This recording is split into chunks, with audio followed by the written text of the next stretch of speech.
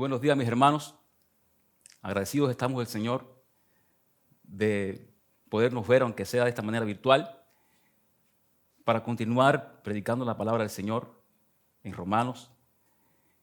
Es mi oración que el Señor nos permita continuar confiando en Él en medio de esta crisis.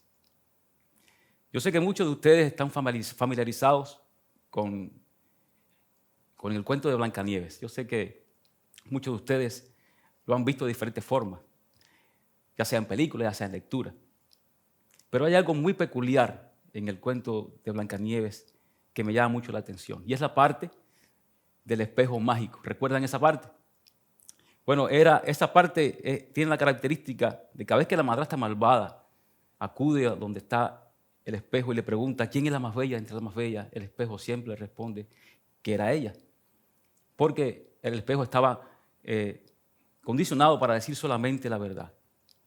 Hubo un momento en la historia en que esta mujer vuelve a preguntarle al espejo quién es la más bella entre las más bellas, y el espejo, que no podía decir solamente, o debía decir solamente la verdad, le dijo que Blancanieves era la más bella, y ya ella no era la que prevalecía como la más hermosa. Esta mujer tomó el espejo y lo rompió.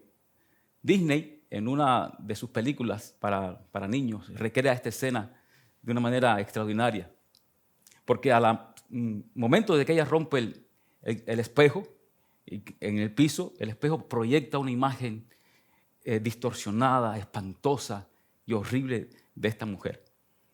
Ahora, déjeme decirle que no fue el espejo el que provocó que esta mujer se viese de esta manera. No había ningún problema con el espejo.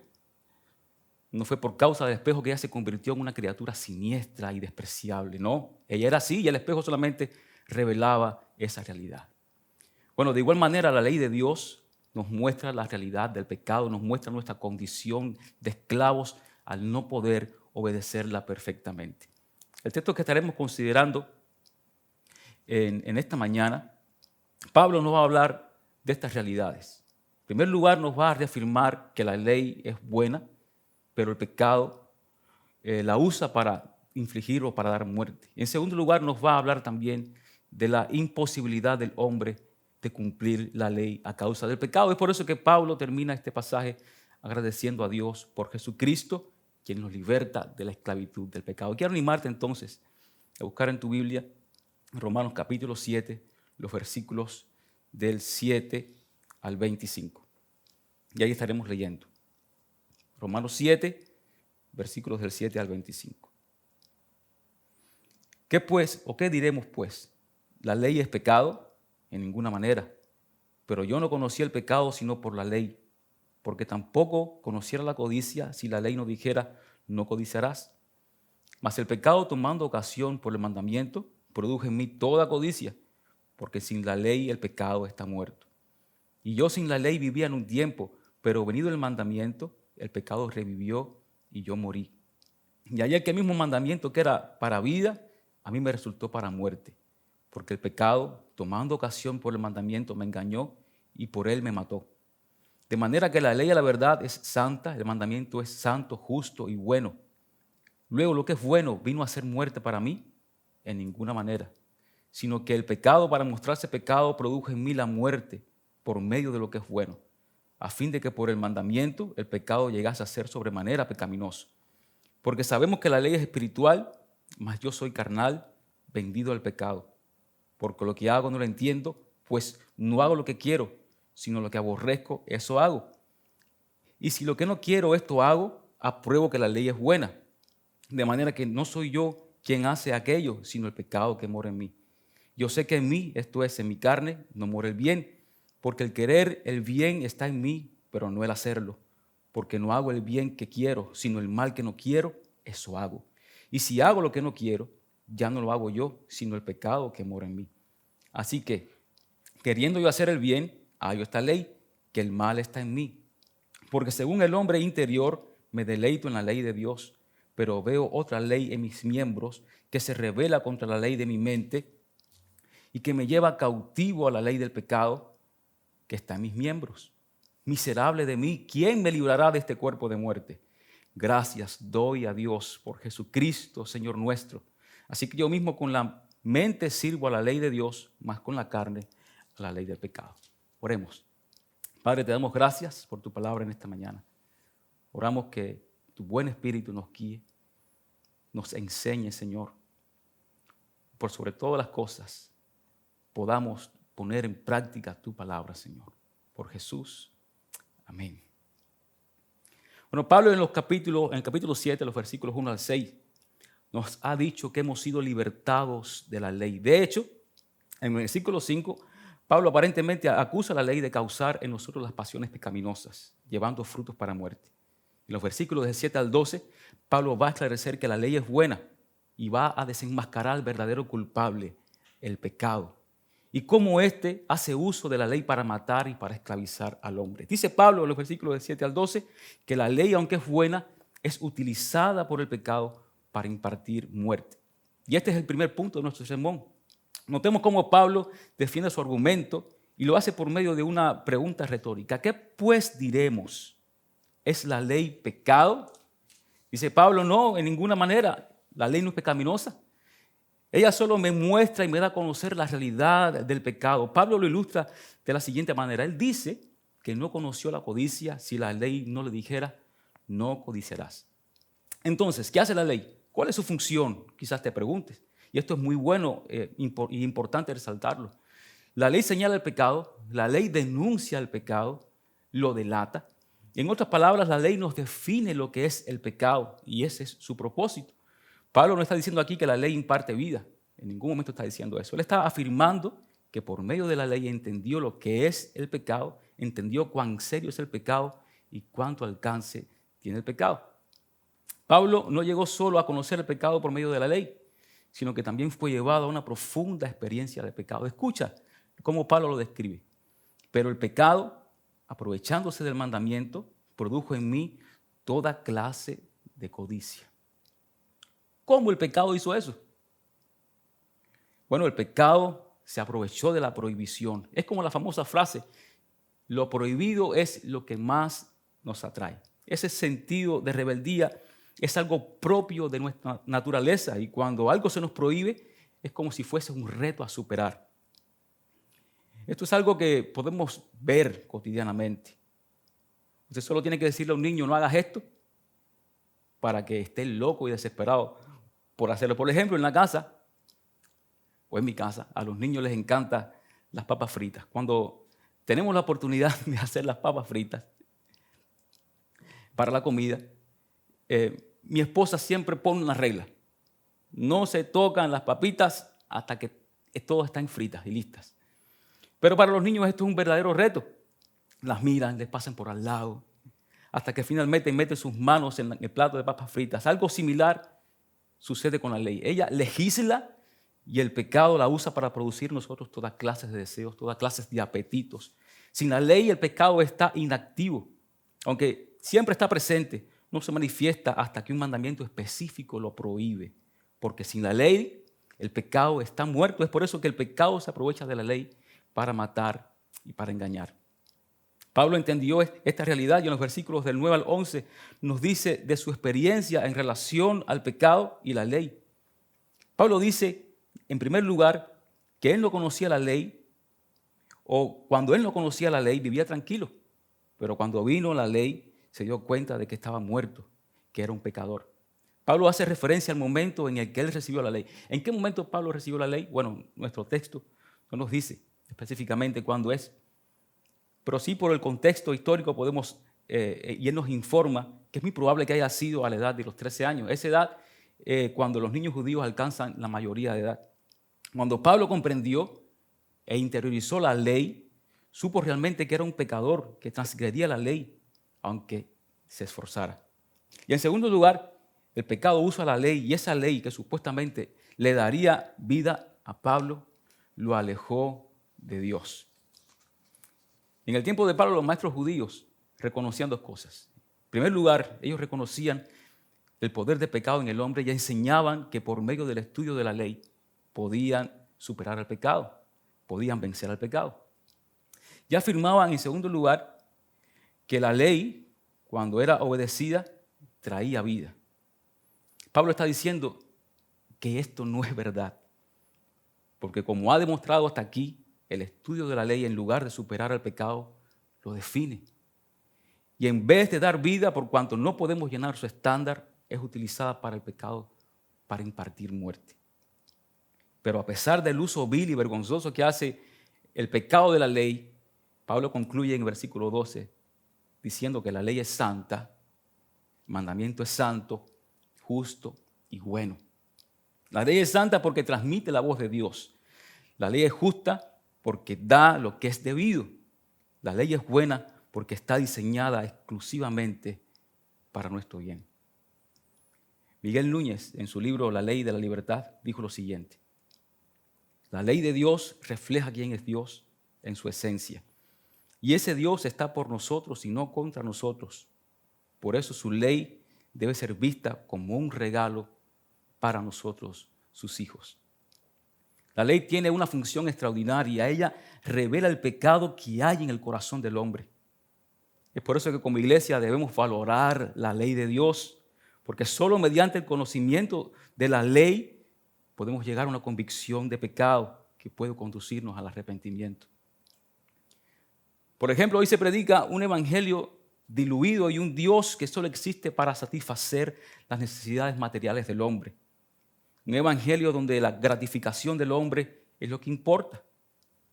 Pero mis hermanos, el pecador no necesita que le preguntemos si quiere ir al cielo o si desea tener a Jesús como su amigo, o peor aún, que debe aceptar a Cristo en su corazón. No. El pecador necesita ver que está caminando al infierno, que es culpable ante un Dios santo, que está muerto, perdido y condenado, y solo es posible cuando el pecador se mira en la ley de Dios y ve que ha fallado. La ley es un regalo de Dios para nosotros. Ahora, es necesario que también hagamos o prestemos mucha atención, porque un mal uso de la ley nos puede llevar a un legalismo. O un mal uso de la ley nos puede llevar también al otro extremo, a no considerar la ley relevante. Juan Calvino dijo lo siguiente: solo son dignos estudiantes de la ley aquellos que vienen con una mente dispuesta y se deleitan con sus instrucciones, no considerando nada más deseable y delicioso que extraer de ella el genuino progreso. De ese amor por la ley procede la constante meditación en ella. Mis hermanos, la ley revela la santidad de Dios. Él es un Dios santo. Eso implica que no tiene relación alguna con el pecado. No solo esto, la ley también revela su carácter justo y bueno. Es por eso que te animo a meditar en la ley de Dios. Aunque ya no estamos directamente bajo su mando, y esto es una realidad, como pueblo redimido del Señor, también necesitamos conocer a Dios. Y es precisamente la ley que nos da a conocer a Dios. Y no solo esto, sino que meditar en la ley también nos mostrará lo que Dios valora. Así que te animo a que reflexiones ante esta verdad. Nunca conseguiremos llenar el estándar de la ley. Israel no pudo, Pablo no pudo, nosotros tampoco vamos a poder. Somos insuficientes. La ley pone en evidencia nuestra incapacidad, nuestro pecado y la necesidad de un Salvador. Pero mis hermanos, el darnos cuenta de esta realidad nos ayuda a valorar cada día más el Evangelio y nos motivará a amar más a nuestro Salvador y Dios. Después de haber meditado en cómo la ley, siendo buena, es utilizada por el pecado para impartir muerte, vamos a ver en segundo lugar que la ley, a causa de la esclavitud del pecado, no se puede obedecer. Los versículos 13 al 25, Pablo va a demostrar que la ley es imposible de obedecer y esa imposibilidad no radica en ella, sino en la incapacidad del hombre, el cual está esclavizado al pecado. Es por eso que Pablo comienza con otra pregunta. Versículo 13. Entonces, ¿lo bueno llegó a ser muerte para mí? De ninguna manera. Pablo clarifica que no es la ley la que ha provocado la muerte en él. No hay ningún problema con la ley. Al contrario, ha sido el pecado quien ha usado lo bueno, ha usado lo santo, ha usado lo justo para mostrarse como realmente es, sobremanera pecaminoso. En otras palabras, ahora la luz que nos arroja la ley de Dios se descubre cómo es en realidad el pecado. Es en extremo corrupto, Es horrible. Con una ilustración lo entenderemos mucho mejor. Cuando yo era niño, más o menos tenía unos 11 años, recuerdo que frente a mi casa había una finca. Bueno, lo extraordinario de la finca era que en medio de aquella ciudad era el único lugar donde había campos. Y dentro de esa finca había un caballo que pastaba ahí. Los muchachos del barrio, algunos de nosotros, quisimos o deseábamos montar el caballo aquel. Así que nos pusimos de acuerdo, brincamos la cerca, mirábamos para los lados velando al dueño del caballo, nos montábamos y damos vueltas por toda aquella finca. Eso para nosotros era pura adrenalina. Todo iba bien hasta que un día el dueño nos agarró. Yo pensé en ese momento que en la paliza que mi mamá me iba a dar cuando le dieran las quejas. Pero para sorpresa mía, el dueño del caballo nos dijo, bueno, muchachos, ¿por qué ustedes hacen eso? Simplemente tienen que pedirlo. Y ya, no tienen que estar brincando la cerca, ni velándome siquiera. Y es todo suyo el caballo. ¿Saben? A eso cuando escuchamos eso, a muchos de nosotros se nos fue el ánimo. Porque lo que a nosotros nos inspiraba no era en sí el caballo, era todo. Era velar a que el hombre no nos atrapase. Cuando él nos atrapó y nos dio la posibilidad de nosotros abiertamente poder disfrutar del paseo al caballo, se nos quitó todo aquel deseo. ¿Se dan cuenta? Es lo prohibido lo que nos atrae. Lo que produce en nosotros el placer, es violar las normas, es ir contra lo establecido. Todo eso nos dice cuán corrupto es el pecado, cuánto en extremo ha inundado el corazón del hombre.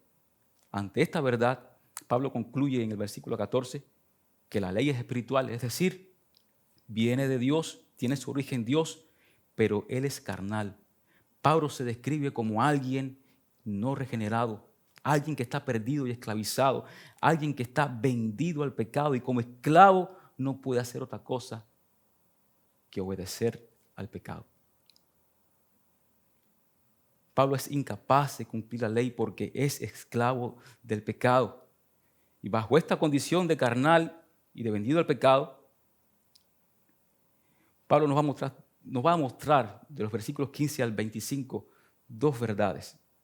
La primera, versículos 15 al 16, Pablo reconoce la excelencia de la ley, sabe que viene de Dios y que ella revela la voluntad de Dios y por tanto hace todo lo posible por cumplirla. Pero los versículos 17 al 25b, Pablo descubre que no puede obedecer la ley de Dios porque está esclavizado. Así que Pablo concluye, así pues, yo mismo sirvo con la mente a la ley de Dios, pero con la carne a la ley del pecado. En otras palabras, yo sé cuán buena es la ley, sé que ella es la voluntad de Dios, sé que ella es santa, sé que ella es buena, pero yo no puedo cumplirla porque soy esclavo del pecado. Dice Pablo, soy un miserable. Mis hermanos, notemos que el versículo 25b hace un resumen de todo lo que Pablo ha estado afirmando hasta este entonces. Noten que Pablo está hablando de la imposibilidad de guardar la ley y de eso es lo que va a nuestro texto. Este texto no está hablando de la presencia del pecado en el creyente, que está en el ya pero todavía no. Tampoco está hablando de la falta de santidad en el creyente, ni mucho menos de un creyente maduro que está considerando su batalla contra el pecado. No. Este texto muestra la frustración, muestra la miseria de aquel que en sus propias fuerzas y por sus propios méritos quiere obedecer la buena, santa, justa ley de Dios. Para afirmar esto que estamos considerando, miremos por un momento el contexto de este texto. En el capítulo 7, los versículos 1 al 6, Pablo ha usado una analogía sobre una mujer casada por la ley y de cómo ella queda libre de esa ley si su marido muere. De igual manera, el creyente en Cristo ha muerto a la ley y ahora sirve para Dios bajo el régimen nuevo del Espíritu y no bajo el viejo régimen de la letra. Esta misma idea la podemos ver en el capítulo 8, los versículos del 1 al 3, en los cuales Pablo asegura que no hay condenación para los que están en Cristo, porque hemos sido libertados de la ley del pecado y de la muerte, porque todo esto era imposible por la ley. Nuestro contexto nos ayuda a ver que el cristiano ha sido salvado y libertado de la condenación del pecado y vive bajo el nuevo régimen del Espíritu, viviendo así para Dios. Esto, mis hermanos, es un panorama muy distinto al que nos pinta el capítulo 7, 7 al 25. Es por eso que podemos afirmar que este texto trata de la imposibilidad de libertarnos a nosotros mismos del pecado por medio de la ley. Ante esta realidad, habla en el versículo 25a el Pablo regenerado y desde su posición de salvado responde entonces a la pregunta del versículo 24. Miserable de mí, ¿quién me libertará de este cuerpo de muerte? Dice Pablo, gracias a Dios por Jesucristo, Señor nuestro. La ley de Dios es santa, justa, buena. Ella muestra el carácter de Dios y pone de manifiesto su santidad. Al mismo tiempo revela nuestro pecado y la incapacidad nuestra para obedecerla al 100%. De manera que es imposible el ser justificados y libertados del pecado por la obediencia de la ley. Solo Jesucristo pudo obedecer completa y perfectamente la ley de Dios. Segunda de Corintios capítulo 5, versículo 21 declara lo siguiente: al que no conoció pecado, le hizo pecado por nosotros para que fuésemos hechos justicias de Dios en él. Esa justicia es imputada a aquellos que creemos en él y en sus méritos. Filipenses 3:9 declara lo siguiente: y ser hallado en él, no teniendo mi propia justicia derivada de la ley, sino la que es por la fe en Cristo, la justicia que procede de Dios sobre la base de la fe. De manera que ahora en Cristo somos justificados ante las demandas de la ley, somos libertados de la esclavitud del pecado. Sí, mis hermanos. Ahora también nosotros podemos decir como Pablo, gracias a Dios por Jesucristo. Agradezcamos de esta manera a Dios, quien nos liberta de la esclavitud del pecado. Yo estoy convencido que Pablo nos ha mostrado aquí su propia lucha y su incapacidad de cumplir la ley de Dios, quizás para que te acomodes o para que sientas autocompasión. Muy por el contrario, es para que prorrumpas en alabanza, diciendo gracias a Dios por Jesucristo, Señor nuestro. Démosle gracias a Dios, mis hermanos, quien nos ha provisto en Cristo un poderoso Salvador. Solo Cristo pudo cumplir las demandas de la ley. Ningún otro ser humano podrá hacerlo de manera perfecta, constante, por más que se esfuerce. Entonces yo no tengo que obedecer la ley.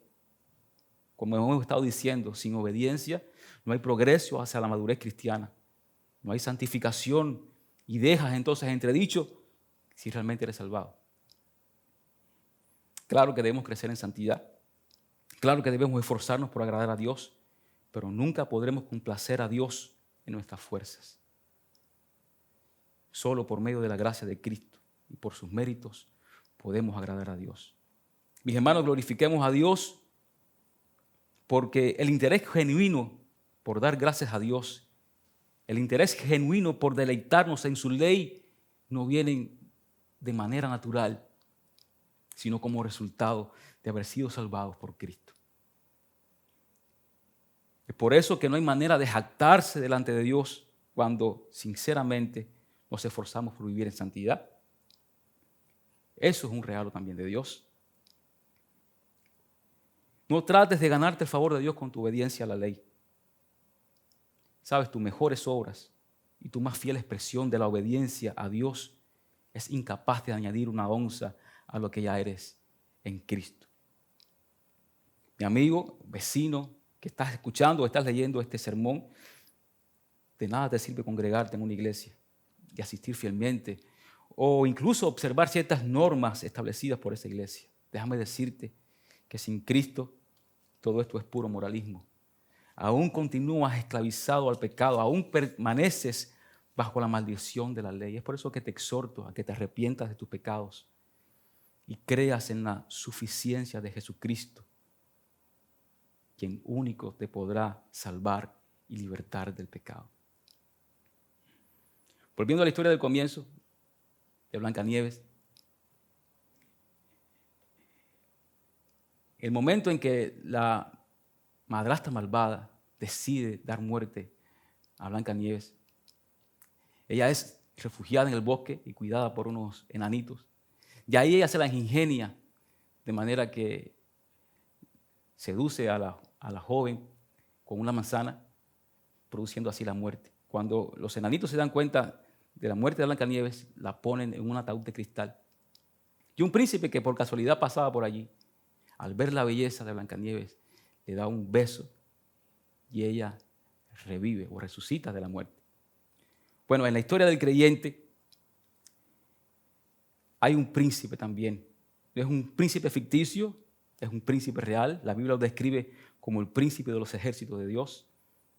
Un príncipe que no cruzó casualmente nuestro camino. Dice la palabra del Señor que él ya estaba destinado desde antes de la fundación del mundo como cordero sin mancha en nuestro lugar.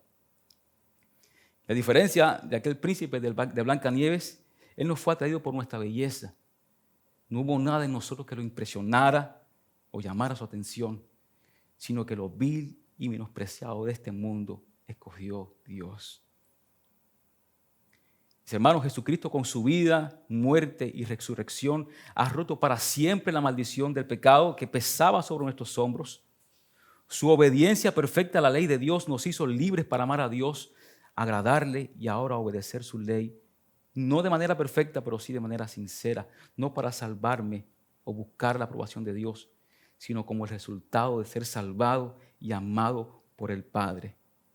Por esto, mis hermanos, agradezcamos a Dios por Jesucristo, quien nos liberta de la esclavitud del pecado. Oremos. Padre, queremos darte gracias por tu palabra en esta mañana.